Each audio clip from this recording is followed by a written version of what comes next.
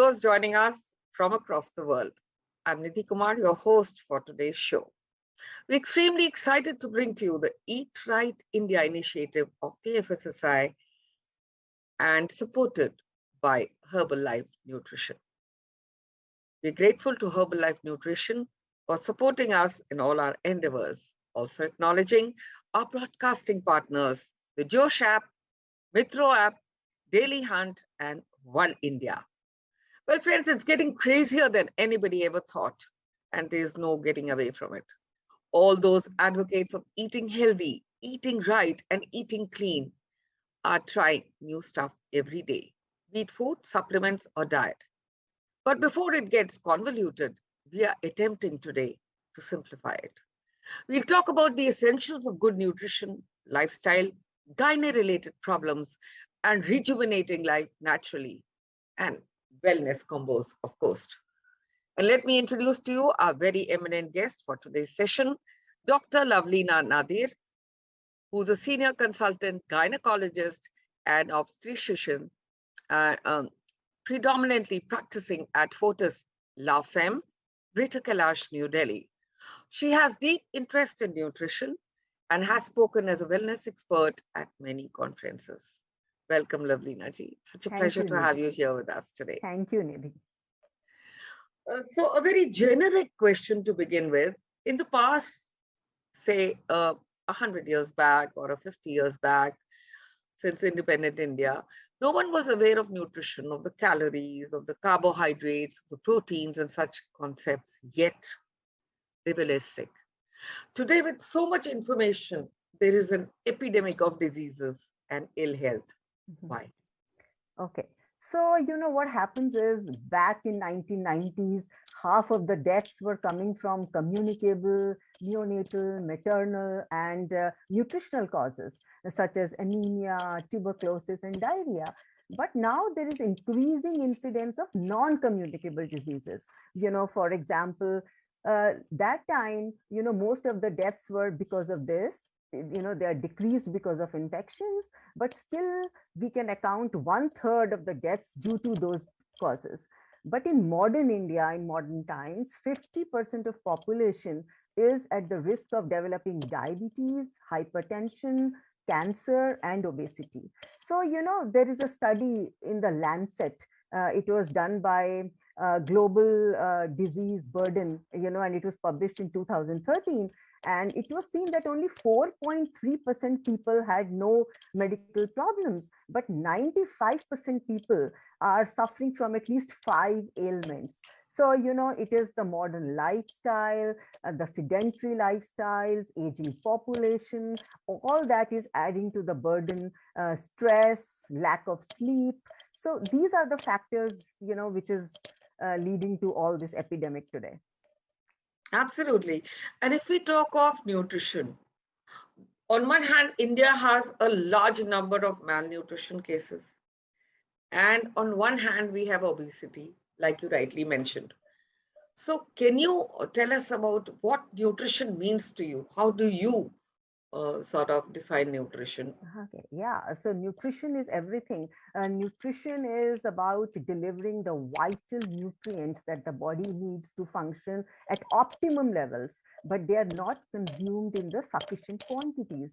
Due to modern lifestyle, there is suboptimal intake of nutrients, and modern diet is full of refined carbohydrates, sugars, and it is lacking in essential vitamins and antioxidants, and that leaves us deficient in key nutrients which are required to decrease the risk of chronic diseases. So taking nutrition or taking dietary supplements can go a long way in overcoming these chronic lifestyle diseases. It can meet the higher nutritional needs of more demanding lifestyle or certain medical conditions. It can correct the deficiencies of modern lifestyle. Then there are, chemicals, preservatives, there are depleted soils. So, it's everything is causing a deep imbalance in our food supply. Let me give you an example. In 1950, our spinach had 157 milligram of iron per 100 grams. Today, it has 2.7 milligram of iron. So you can see how depleted our soils and food supply is. So nutrition and supplementation is something which can gives us an answer, to our modern day challenges, and it can really make great strides in correcting these imbalances. You mentioned soil, and I'm so happy you did that because soil consciousness is something that Sadhguru always talks about. And I greatly follow that. And that is what is one of the reasons. And we must talk about this as well. Correct. But you also mentioned supplements. Yes. Uh, Ma'am, I'd like to ask you in supplements, doctor, there is a requirement of vitamins, proteins, potassium, iodine, everything. How Yeah. do you look at this landscape? Absolutely. See, certain groups require more nutrition. And as I said, there is some optimal intake of these nutrients. So, modern lifestyle, it has creates different demands on different population groups. For example, children, they require more vitamin C, vitamin D, and iron. And pregnant women will require iron, calcium, and folate. Vegans will require B12 and vitamin D. Similarly, elderly people will require calcium, vitamin D.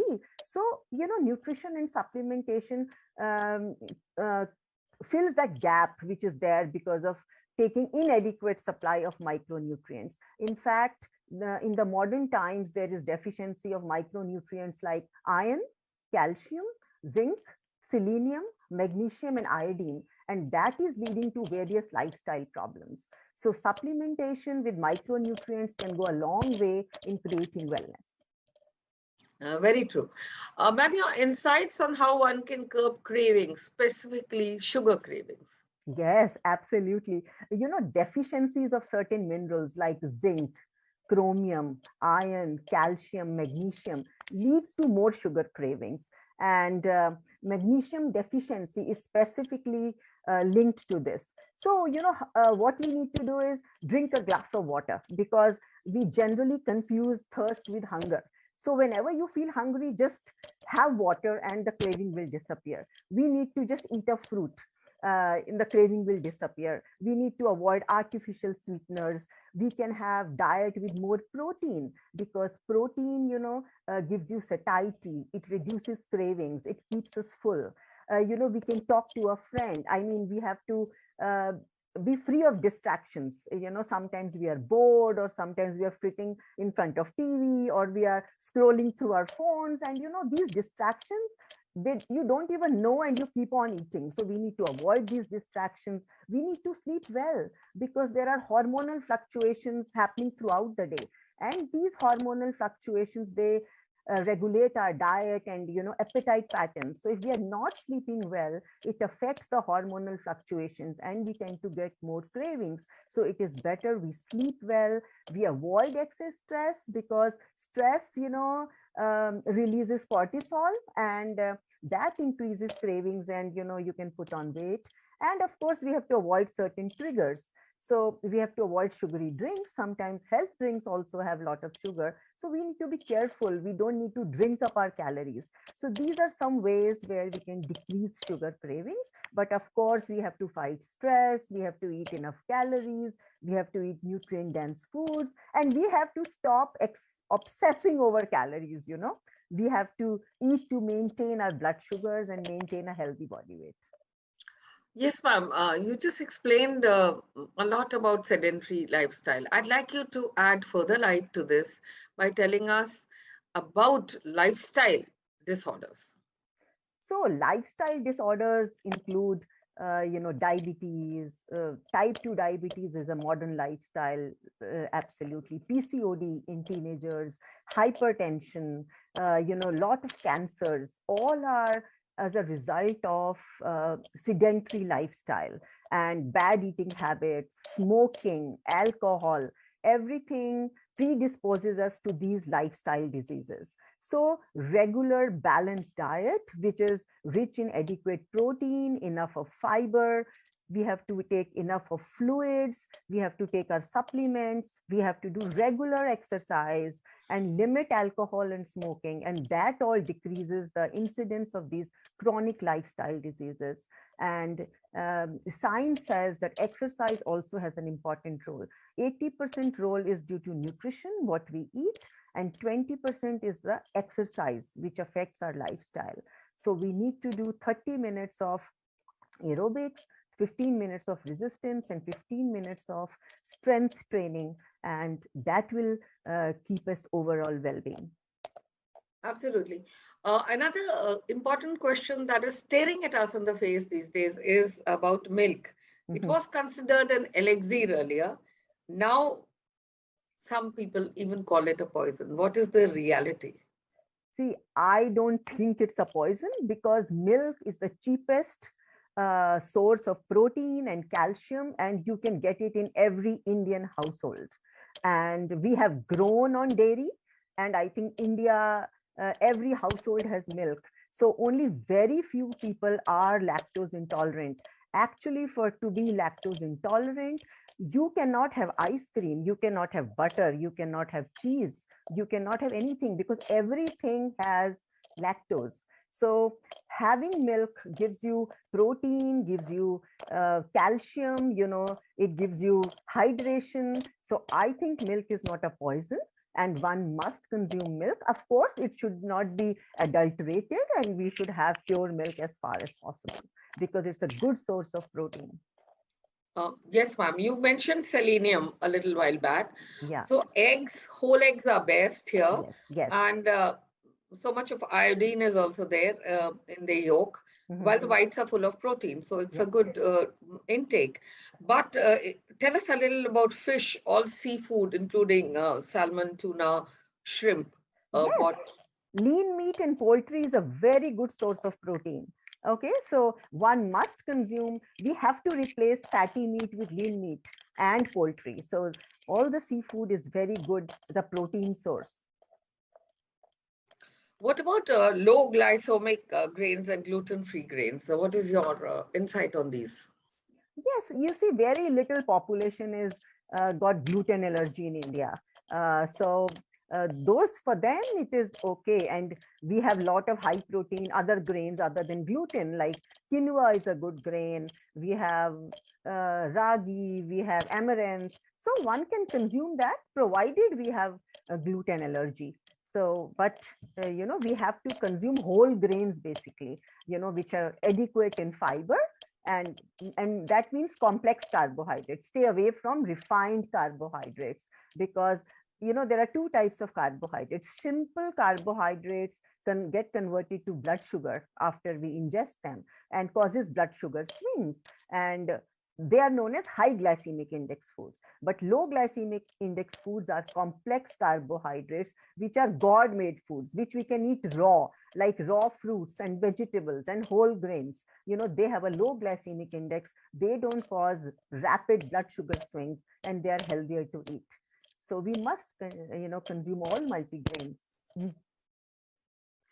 Absolutely. Doctor, your body needs a regular supply of nutrients to grow, replace worn out tissues, and to provide energy. How do you get this whole picture incorporated? Yeah, so we must try to, there are a lot of components to this, to lead a healthy lifestyle, because we have to stay away from refined carbohydrates, sugars, and we must stay away from diets which are loaded up with added salt, fats, and sugars. So basically what we need to do is take 30 percent of protein, 30% of healthy fats, and 40% of complex carbohydrates. This is what global nutrition philosophy says. And when we cut short, for a layman, it boils down to 1 gram of fat per kg, 2 grams of protein per kg body weight, and 3 grams of complex carbohydrates per kg body weight. In addition to this, we must take adequate water. We must plan our meals. If we plan our meals, then there is no uncertainty or spontaneity, and you don't just go for whatever is there in the fridge. So we must plan our meals. We must avoid getting very hungry. If we are very hungry, then we tend to binge. We should never go shopping on an empty stomach. We must have our meals and then go. Otherwise, these days supermarkets are loaded with foods, and when you're hungry, you just tend to consume them. We have to practice mindful eating. That means keep our distractions away, reduce screen time. To be on the dining table is a very good way to do mindful eating. We need to taste every bite. We must take time to chew our food because digestion starts in the mouth. We must savor the taste because if we are in a hurry, we are going to gulp down more food and consume more calories, and we are not going to feel full immediately because satiety center takes about 15-20 minutes to get activated. So if we have a salad before the main meal, if we have a glass of water before the main meal and eat slowly and do mindful eating, we can decrease this.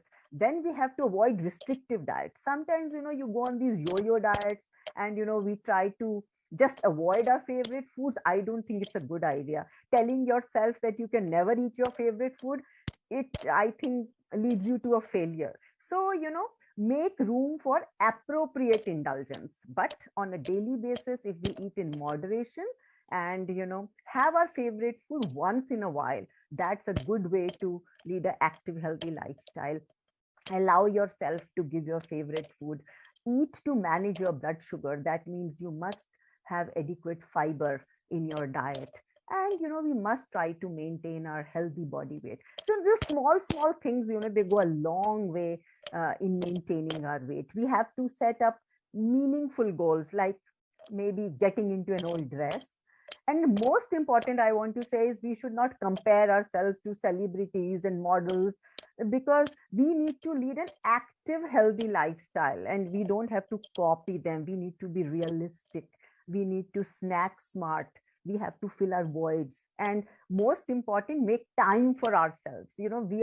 Our health has to be the topmost priority.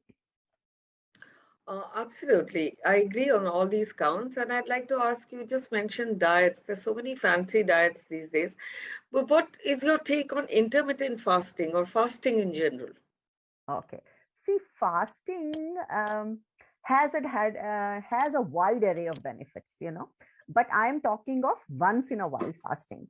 So if we do once in a while fasting, it can help with our weight control. It can help with our blood sugar control. It can help us with heart health, brain health, cancer prevention. But of course, if we do a lot of fasting or frequent fasting, then one can have anemia, one can have muscle weakness, one can have loss of immunity. It affects our immune system. We can have deficiencies, nutritional deficiencies, and of course it can cause irregular heartbeat. So prolonged fasting is definitely not recommended. Intermittent fasting is good because it gives you time to digest food, but then people, they do their own ways of doing intermittent fasting, which can be really harmful at times. So I suggest whenever we go on such a diet, we must consult our medical practitioner, because if we have comorbidities or diseases, then it can harm us. If one is diabetic and we go on doing intermittent fasting, it can harm us. It can cause low blood sugar. It can cause hypotension, because diabetics need frequent meals, to maintain blood sugar. So if we have comorbidities, then we have to consult our doctor first. But fad diets, I believe one cannot stick to them. So restrictive diets are not good, because it leads to yo-yo dieting, and whatever you manage to lose, you pick up again. It So comes I back don't, again. it comes back, because diets are energy sapping and you cannot maintain them. And so herbal life, I love, because you can have your favorite foods, you can have your balanced meal, and you can still maintain weight, and you can still be more energetic, and see how energetic I feel. Very true. On that note, I'd like to ask you about pregnancy challenges like insomnia, fatigue, excessive maternal weight, and pelvic pain. Right. So see, pregnancy is a amazing time for a woman, and but they are going to a roller coaster of emotions, especially in the first trimester, because there is nausea, vomiting, excessive vomiting. You are tired. There is, pregnancy changes. One can have pain in the breast. One can have pain in the lower back, pain in lower abdomen. All the ligaments are loose, so you have all this problem. You can have reflux, acidity, heartburn. So, one is feeling very low. But if one takes healthy diet, one does regular exercise and take supplements, then one can have a smooth pregnancy. It is not a challenge. You see, it is not a disease. For centuries, women have been delivering babies. So only if we take care of our diet and exercise and medication, one can have a smooth pregnancy. It is not so big. But yes, of course, pregnancy comes with its own challenges. So weight management is very important. There are a lot of myths, like since you mentioned overweight in pregnancy. So generally people think since they are pregnant, they're supposed to eat for two, but that's wrong, because we just need 300 extra calories during pregnancy and during breastfeeding. So if we take those calories from protein, from healthy diet, from nuts, from seeds, from fruits, vegetables, one can, gain ideal weight. And we expect 12 to 15 kgs weight gain during pregnancy, approximately 4 to 5 kgs in every trimester. Because if one gets overweight, then you are more prone to gestational diabetes, that is means developing diabetes during pregnancy. You're more prone to developing gestational hypertension, that means developing high blood pressure during pregnancy and predisposing one to preeclampsia. And so all those complications of pregnancy are there if one gets overweight. And we must take care of what we eat during pregnancy. And regular exercise has a big role because it helps you to maintain posture, it tones the muscles, it supports your pelvic floor muscles, it will give you more energy, it will help the baby to descend down, it will correct the position of the baby. So it is very, very important, and it will help you to gain ideal weight and also help you to lose weight immediately after delivery. And it helps good sleep. So everything is a combination of good diet and good exercise during teens, during pregnancy, during lactation, during perimenopause, during menopause. Active, healthy lifestyle is the solution for women's needs. So well answered. Absolutely. I agree with all the points that you said, but there are queries from a lot of people these days that how do you really get fit after pregnancy? So what should that kind of diet be that helps you, come back to your normal weight? Of course. So see, the aim is optimum recovery. The aim is, to get back, reclaim your body shape, to get back your strength, get back the energy, get back your stamina, and get back to original weight. So everything has to start gradually. Of course, as I said, balanced nutrition is very important. It is not important to take lot of fat after delivery, as it's a culture in India. It is good to take a balanced diet with adequate protein, with adequate milk, dairy products, with adequate nuts and seeds, micronutrients and supplements, iron, calcium, and vitamin minerals. So that's very important. One must not hurry up in doing it, because the pregnancy changes take 6 weeks to revert or come back to its normal size. So if one has to start, they have to start slowly, not before 4 weeks post delivery. They can start with basic walking, which is a very good exercise. They can start with mild yoga, and then slowly they can increase from low intensity to moderate intensity exercise. And of course, all the time we have to maintain our hydration, because mother is feeding, so it is very, very important. And similarly, we must take just 300 extra calories. One doesn't have to, take in too much calories because we are breastfeeding, but we must take our vitamin D, which is very, very important. We must take our supplements, iron, calcium, B complex, along with healthy, balanced diet. That's the way to get back to the normal shape. Like you rightly said, ghee and panjiri ke laddus, and this is the culture in India after pregnancy, and you're really fed with all these things instead of the right combination that you need to lose weight. Here, doctor, I'd like you to also elucidate on pre-menopause and post-menopause requirements, especially in women. What are the things that come to your mind? Because there's a lot of blood loss and stress. What are the things that would be advisable from the nutrients and the micronutrients point of view? So see, perimenopause is a phase which lasts up till menopause, till the periods actually stop. And it may last for 5 to 10 years before we actually get menopause. And it is associated with irregular bleeding, intermenstrual bleeding, it is associated with fatigue. See, as long as estrogen is there, we are getting our periods regularly. Estrogen supports our muscle mass and bone density. But when we enter this phase of perimenopause leading to menopause, we start losing our bone density and muscle mass. So there is tendency to weight gain, there is a tendency to gain fat. Since we are losing our muscle mass, there is back pain, there is muscle weakness, there is fatigue, there is sleeplessness, there is stress, there are hot flashes, there are cold sweats, and all these things continue even after menopause. So the solution to this is, again, as I said, active, healthy lifestyle. The diet plays a great role. We have to take a well balanced diet with adequate protein. 30% protein is very essential because it is going to maintain our muscle mass. Plus, we need healthy fats. Healthy fats means omega-3 fatty acids, which is going to keep our heart healthy. And it is required for the brain, for our heart, for our joints, for everything. So we must have 30% of good fats, because what mistake we do is we just cut out on fat.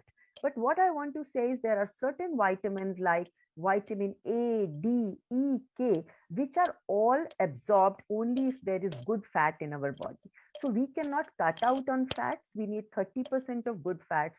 And of course, we need complex carbohydrates. We need whole grains, and we need adequate hydration, because muscles get tired if we don't drink enough water. The most common cause of weight gain is not having enough water. Most common cause of headache during perimenopause and menopause is not having enough water.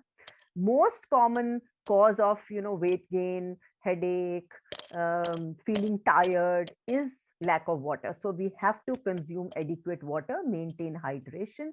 We have to take calcium, we have to take vitamin D, we have to take multivitamins, we have to take all the ingredients which are going to give us micronutrients, because that is what is going to lead us to well-being. Suboptimal intake of micronutrients creates a lot of problem. So we have to take care of that, take adequate iron. We have to take foods fortified with iodine, and we have to decrease salt, because sometimes salt can lead to hypertension, it can lead to water retention. So we have to restrict our salt intake. We have to restrict our sugar intake, because that can predispose you to developing lifestyle diseases. And we have to do exercise, moderate intensity exercise. We must have support groups, find a friend if one cannot stick to the routine. We must have social groups, because well-being, health is a state of physical, mental, social, spiritual, and sexual well-being. So we need wellness at all levels. So we need support groups. The socialization is very important, and we must do exercise with them, whether it is dance, whether it is walking, whether it is gymming, whether it is strength training, whatever one likes, it has to be added to the lifestyle. And so we have to fill the voids, and make time for ourselves. And meditation and mindfulness has a great role. And we have to cut back our negative thoughts, replace our negative thoughts. It's very, very important to find happiness. We have to cut out our negative thoughts and replace with positive thoughts, practice gratitude, practice mindfulness. And we have to buddy up, don't deprive yourself. And health is the most important. And have me time, and get out there, out in the open, get some sunshine. It's important to get vitamin D, and take your supplements. And I want to say here that soya products are very useful, because soy has natural phytoestrogens. Phyto means plant, and estrogen is the hormone which gets depleted during our perimenopause and menopause. And we are so blessed at Herbalife, because all our meal replacement shakes and protein shakes have main soya protein, which has phytoestrogens. And we have a lot of products for women's health, which take care of our, we have isoflavones and phytoestrogens in women's choice, and we have all our women related, everything Herbalife has, like calcium, we have omega-3 fatty acids, we have probiotics, because probiotics are very important. 2600 years ago, it was said that everything starts from our gut, and it is Yes, so true today. so true. So we need to take care of our intestinal health. So we have probiotics, we have aloe to increase our immunity. So we must have these products. Everything is a package for wellness. And Herbalife, we have all these, as you rightly said. Yes. But I would like to ask you one last question, which I think we need to touch upon. Commercial bakery products, sweets, and fruit juices, what would you like to replace them with? Like you Yeah. said, methi seeds, karela, jamun, magnesium supplements, Yeah. all are there at Herbalife. Anything else you'd like to add? We And have, yeah, we can have spinach extract. It's very, very good. We can have turmeric. Every household has haldi. It has got anti-inflammatory properties. It has got antioxidant property. We can add that. We can use ajwain. We can use kali mirch. We can use all these herbs India has. They go a great way, in giving us things. And all the local produces, which is healthy. Winter greens are healthy. They are loaded with micronutrients. They are loaded with magnesium, selenium. They are loaded with water. You can eat your water through these winter greens. So we must have local produce, add them, because they are rich in iron and so many things. So have seasonal food, what I mean to say. And we should try to have unprocessed food, especially when we are shopping. The foods which have no ingredient list means you're having healthy. If you have ingredient list, try to see that the ingredients are minimum. That means they're less processed. Okay, we must look for labels. We must see, we must buy foods which have less of trans fats or hydrogenated oils, because they are the ones which are responsible for our heart health. So what I mean to say is trans fats are responsible for cardiac disease. So we must look for products which have less of trans fats or hydrogenated oil. And take foods which have less preservatives, not processed. Eat local and seasonal. So that is healthier. absolutely, and very good insights there. And on that pragmatic note, I'd like to thank you for joining us for today's conversation, which is so required, not only in India, but globally, to make us aware of the right nutrition habits for a healthy India. We hope you all enjoyed the session. Let food be our medicine. Let us begin to strengthen our immunity. And remember, every machine or system needs a break. Our digestive system and body also need a break to detoxify ourselves, as Dr. Lavlina mentioned. After all, health is wealth, and it is the need of the hour to invest in the same. Thank you, Doctor, for joining us today and sparing your valuable time. I'd like to thank Herbalife Nutrition, who have always supported us in these endeavors, the Josh app, Daily Hunt, One India, and the Metro app. And of course, a special shout out to FSSAI, Eat Right Foundation, and Herbalife Nutrition once again for supporting us. Thank you all for watching.